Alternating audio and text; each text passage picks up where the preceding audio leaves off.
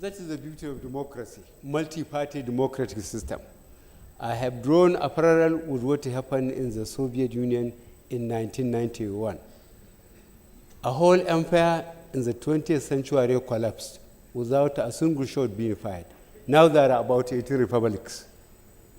It is then that I feel that was that one I become a converted democrat, multi-party democratic system, with the biggest caveat that elections must be free and fair. Let the Nigerians decide. Yes, but why should they decide in your favor and not that of the other candidates? In other words, I'm saying you have a platform, you're talking to Nigerians, tell Nigerians why they should elect you and not all the other candidates, that are standing for the same office. Okay, if you insist, I will tell Nigerians why I want them to elect me. Under a different system, I have been a governor, 6 states. I have been a petroleum minister for 3.25 years. I have been a head of state. I have been a chairman of PTF. Nigerians know this. I have service to offer. I am offering myself to Nigerians to serve them. And I want a free and fair election.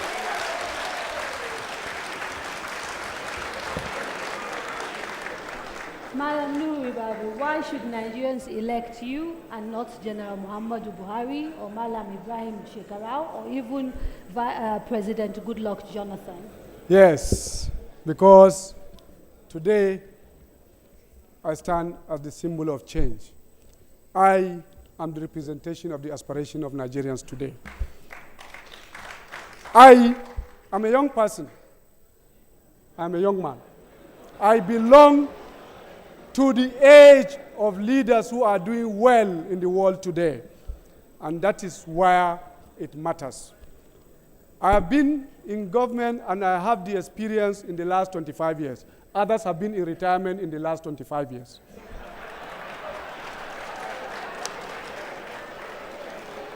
I am a federal person. I have experience at the federal government level and at the international level. I am not a state person. My experience is not limited to small state. I have acquired experience at the federal government level that can confront the problems confronting us today. Today, I am a modern person. I know how things are done. I am a reflection of the aspiration of the young men and young women in this country today. I'm afraid I'm going to have to stop you. Above all, I have the vision, vitality, Malam energy. Badu, please respect the rules you signed up for, please. Thank you. Malam Shekara. Thank you very much. Yes. There is a global scientific law, and of course, as a mathematics teacher, I should know this better, that says you move from known to discover the unknown. I have governed a state for 8 years. I've been in government. Before I came over to be the governor of Kano State, I have been in the state service for 25 years, 7 of which was a permanent secretary, 3 of which the permanent secretary at the heart of government operation as the state permanent secretary in charge of administration, finance, and general services. Now, talking of Nigeria generally, I have governed a group between 1988 and 1992. For 2 consecutive terms, for 4 years, I led all Nigeria Confederation of Principals of Secondary Schools in Nigeria. I was the national president. And this is a collection of trained, respected professionals. There is hardly any association, apart from my mother association of the NUT. The Principals Conference is about the only conference where you will find 99.9% university graduates. And I led them. Today there are over 7,000. Thank you very much. And I've interacted with them. Thank you very much. Now, we are rapidly coming to the end of this debate. So what I'd like to do is to devote the few minutes that we have left actually taking questions from the audience, because this is, of course, about Nigerians and about voters. It has been an interesting conversation, but I want to open it up now. There's a question here from Ngoso T. Akosu. Can you please raise your hands for me? Because I don't want people to accuse me of making up questions. Thank you. Okay. And she says, how do you plan to tackle the crisis in Plateau, state jaws between the Hausas and the indigenous tribes if you become president? Simple.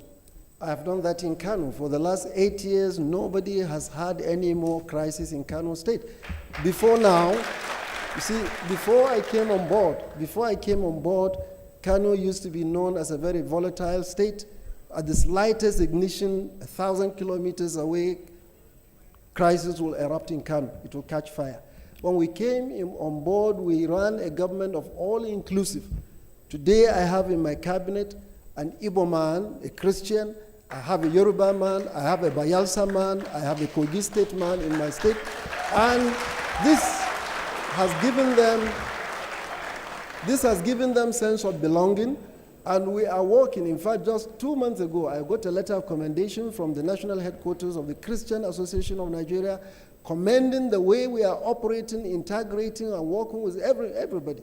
In the past, when there is crisis anywhere in Nigeria, in the next 1 hour, you'll find the non-Muslims, the non-Hausa speaking, trooping into police stations. But today, in spite of all the crises in Plateau State, in Borno, and all other places, not a single person goes to the police station.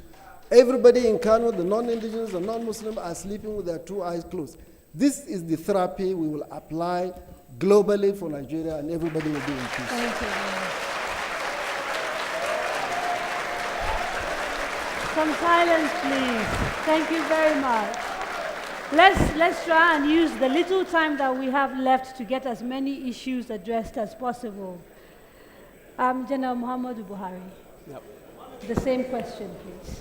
Well, in the CPC manifesto, we are considering local policy, neighborhood committees. It's on the ground that in every local government there is a security committee. This comprises of the local cultural leadership, the police, and of course, chairman of the local government or his secretary. Now, this must be empowered. The question of the plateau is the question of the problem of virtually nomads and stagnant farmers. In the old north, where people know, there are cattle routes, there are grazing areas with infrastructure. All those now have gone. And these nomads are part of Nigerians. And they are what they are, the nomads. They have no permanent abode. They move around north to south, east to west throughout the country. So it is good to make sure that the old policing is done. Thank you and that will bring much, peace. Muhammadu Buhari. Thank you. Malam Nuribadi. The problem of Plateau, and like so many other places, I believe it's not about police. It's not just about tanks or bullets or guns that you need to bring in.